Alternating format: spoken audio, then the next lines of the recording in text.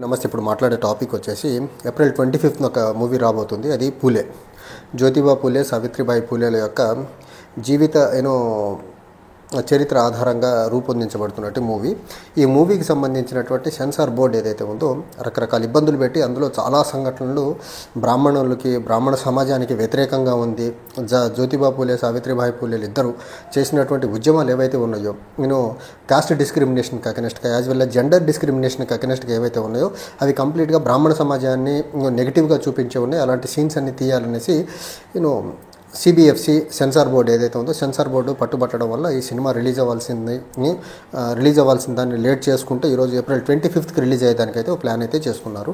అయితే ఈ పర్టికులర్గా సిబిఎఫ్సి ఏదైతే ఉందో అండ్ సెన్సార్ బోర్డు ఏదైతే వాళ్ళు బిహేవ్ చేసిన విధానం చూసుకుంటే ఖచ్చితంగా డైరెక్టర్ గారు అనురాగ్ కశ్యప్ గారు చెప్పిన దాన్ని బట్టి చూస్తుంటే మాత్రం ఖచ్చితంగా సినిమాలో ఎలాంటి సంఘటనలు ఉండాలి, ఎలాంటి సీన్స్ ఉండాలి, ఎలాంటి అంశాలని పొందుపరచాలనే దాంట్లో మాత్రం సెన్సార్ బోర్డులో ఉండే నలుగురు మాత్రమే కాకుండా ఒక 4 గ్రూపులు, ఆర్ఎస్ఎస్కి సంబంధించినటువంటి సంఘ పరివారకు సంబంధించినటువంటి 4 గ్రూపులు పంపించి వాళ్ళు సినిమా మొత్తం చూసి ఆ సినిమాలో ఏ సీన్స్ ఉండాలా, ఏ సీన్స్ ఉండకూడదు, ఎలాంటి సంఘటనలు ఉండాలి, ఎలాంటి సంఘటనలు ఉండకూడదు అని వాళ్ళు చెప్పిన దాన్ని బట్టి మాత్రమే సెన్సార్ బోర్డు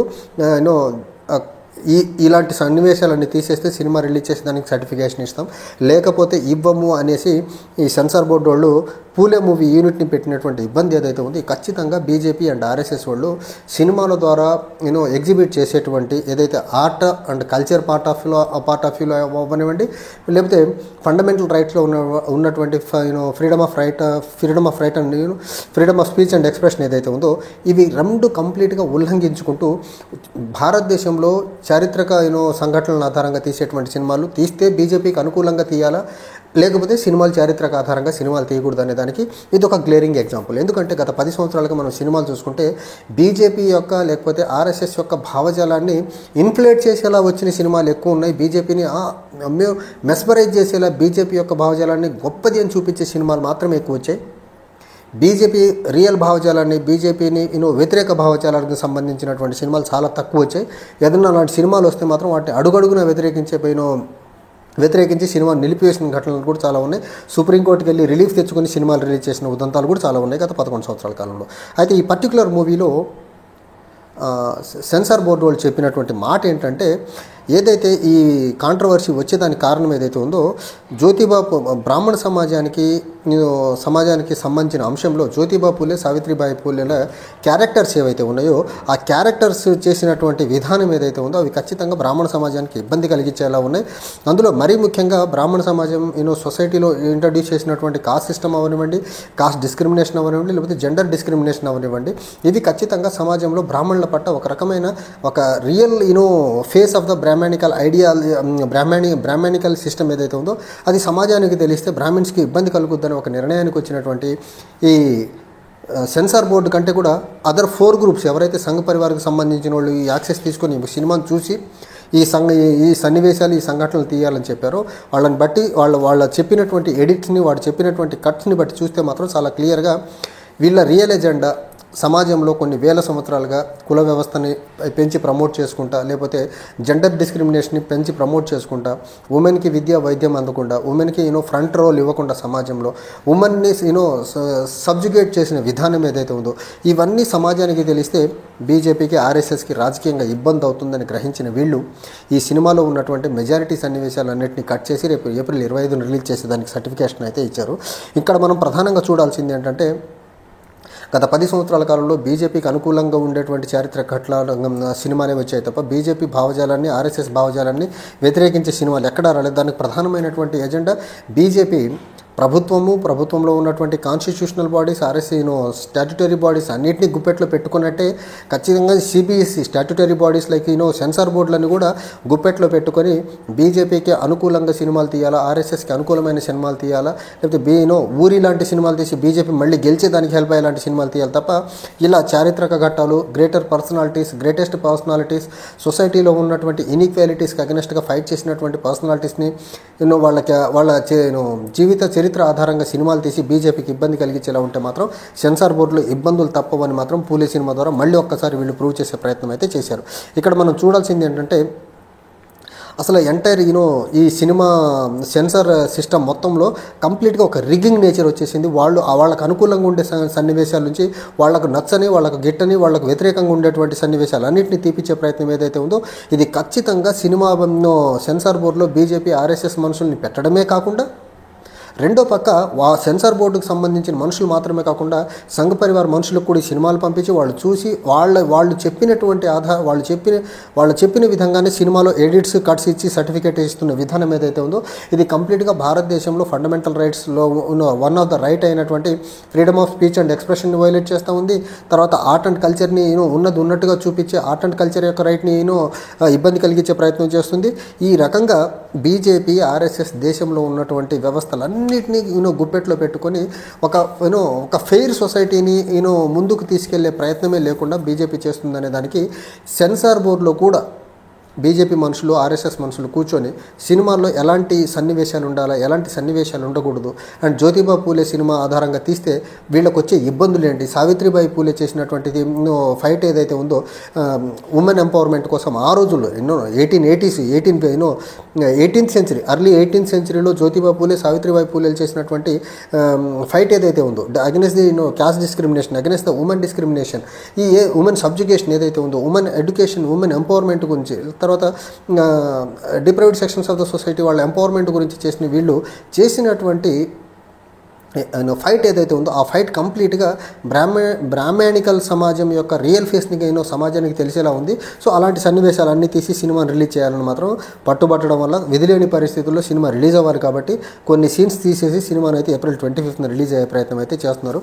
ఇక్కడ మనం ప్రధానంగా చూడాల్సింది ఏంటంటే సిబిఎఫ్సి సిబిఎఫ్సి చెప్పినట్లు కొన్ని సీన్స్ అయితే కట్ చేయడం అయితే జరిగింది. అందులో ఎంతవరకు సినిమా ఆ రియల్ గ్రావిటీతో రిలీజ్ అవుతుంది అనేది మాత్రం సినిమా రిలీజ్ అయిన తర్వాత మాత్రమే చెప్పగలము. ఇక్కడ డైరెక్టర్ బాధ ఏంటంటే డైరెక్టర్ ఫిలిం ఇండస్ట్రీలోకి వచ్చిన కొత్తలో చదివినటువంటి మొట్టమొదటి ఏదైనా కథ ఏదన్నా ఉందంటే జ్యోతిబా పూలే, సావిత్రిబాయి పూలేల జీవిత కథ ఆధారంగా చదివి ఆ కథను మనసులో పెట్టుకొని ఇన్ని రోజులు వెయిట్ చేసి తీసినటువంటి సినిమా. అలా అంత సీరియస్గా one of the first novel అతను చదివినటువంటి నావెల్లో నుంచి తీసినటువంటి సినిమాలో ఉన్నట్టు ఉన్న యథార్థంగా జరిగిన ఘటనలన్నింటినీ తీసేసి సినిమాని ఏదో ఆర్టిఫిషియల్ మేనర్లో చూపించాలనేది డైరెక్టర్ రుచించకపోవడం వల్ల ఆయన బయటకు వచ్చి ప్రెస్ మీట్ పెట్టి మాట్లాడటం జరిగింది. సో ఇక్కడ సిబిఎఫ్సి సెన్సార్ బోర్డు ఏదైతే ఉంది కంప్లీట్గా ఒక రిగ్గింగ్ మేనర్లో సినిమాల్ని సర్టిఫికేషన్ ఇచ్చే ప్రయత్నం చేస్తున్నారు తప్ప వీళ్ళు జెన్యూన్గా మాత్రం చరిత్రని ఉన్నట్టు చూపించేదానికి వీళ్ళు ఇష్టపడట్లేదని మాత్రం చాలా క్లియర్గా చెప్పారు.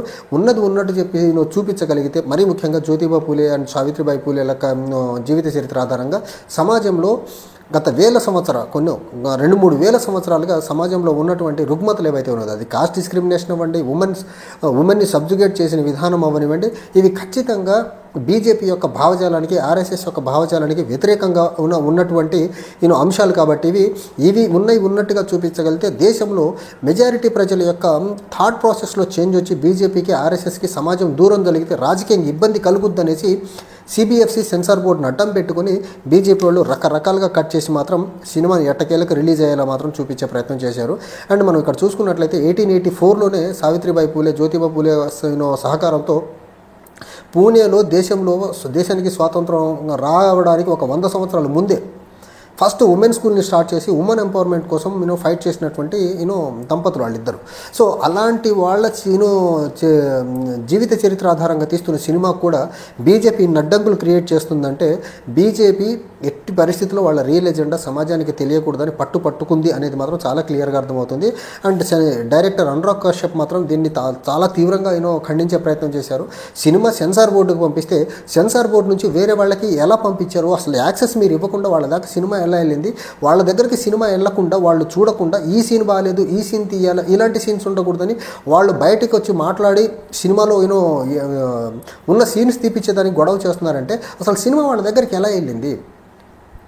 వాళ్ళు అప్రూవల్ ఇచ్చేంత వరకు సిబిఎఫ్సి నుంచి సెన్సార్ బోర్డు నుంచి అప్రూవల్ రావట్లేదంటే అసలు బీజేపీకి సంబంధించినటువంటి ఈ ఆర్ఎస్ఎస్ మనుషులు ఎవరైతే ఉన్నారో రాజ్యాంగేతర శక్తులుగా ఎంత బలంగా పనిచేస్తున్నారో అనేదానికి ఇంతకంటే బెస్ట్ ఎగ్జాంపుల్ ఇంకేం కావాలా?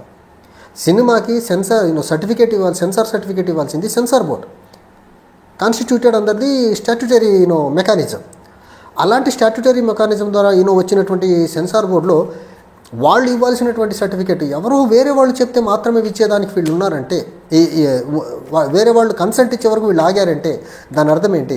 ఆర్ఎస్ఎస్ వాళ్ళు చాలా క్లియర్గా సంఘ్ పరివార్ మనుషులు దేశంలో ఉన్నటువంటి ప్రతి వ్యవస్థను గుప్పెట్లో పెట్టుకొని, అది సినిమా తీసే వ్యవస్థ దగ్గర నుంచి దేశంలో నడిపేటువంటి ఏ వ్యవస్థ అయినా అవనివ్వండి, అది కంప్లీట్గా సంఘ పరివార్ మయమై సంఘ పరివార్ భావజాలంతో ఉన్న మనుషులతో నడుస్తుంది. వాళ్ళకు వ్యతిరేకంగా వచ్చేటువంటి వాళ్ళకు వ్యతిరేకంగా ఇన్ ద సెన్స్ రియల్ చరిత్ర చూపించేదానికి బీజేపీ అండ్ ఆర్ఎస్ఎస్ సిద్ధపడట్లేదు అనేదానికి the best example Phule movie release అవ్వకుండా, ఉన్నది ఉన్నట్టు రిలీజ్ కాకుండా ఇప్పటి వరకు అడ్డుపడిన విధానం. ఇప్పుడు రిలీజ్ అవుతున్న సినిమాలో కూడా చాలా సీన్స్ కట్ చేసి మాత్రమే రిలీజ్ చేసేదానికి వీళ్ళు కన్సెంట్ ఇచ్చారంటే వీళ్ళ స్టేట్ ఆఫ్ మైండ్ ఎంత దారుణంగా ఉందో చూడండి. అండ్ సమాజంలో వీళ్ళు cost based discrimination, gender based discrimination ఎంత బలంగా ఎన్ని సెంచరీస్ టుగెదర్ ఎలా ప్రమోట్ చేసుకుంటూ వచ్చారో చూడండి. అండ్ అలా ప్రమోట్ చేసుకుంటూ వచ్చిన విధానాన్ని ఇప్పుడు కూడా చూపించొద్దు సమాజానికంటే ఇంతకంటే దుర్మార్గమైన చర్య ఇంకోటి ఏమైనా ఉంటుందా? వేల సంవత్సరాలుగా ఉన్నటువంటి డిస్క్రిమినేషన్ ఈ రోజు కూడా మీ సమాజానికి తెలియకుండా దాచిపెట్టాలంటే ఎలా?